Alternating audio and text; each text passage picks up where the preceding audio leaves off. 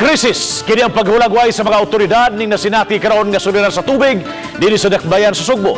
Batud sa Metro Cebu Water District MCWD nga nana sa critical level ang kahimtang sa Buhisan Dam.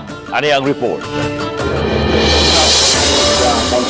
Dismayado si Mayor Edgardo Labella sa nasinating suliran sa tubig nga iyang gihulagway nga anaa sa krisis.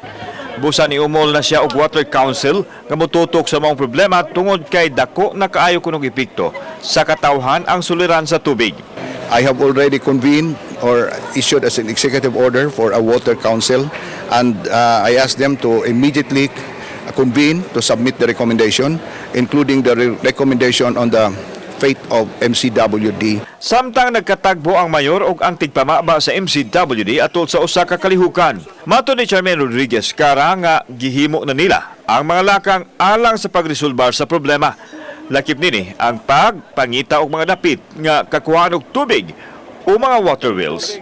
Gidugang ni Cara nga anaa sa critical condition ang Buhisan Dam nga usa sa nagsupply og tubig sa Cebu City. Even a declaration of a water crisis kay wala pa dyan naka-declare ana. So dako kay nagtabang nato so that we can do whatever we can to address the problems or the water supply shortage sa mga affected areas.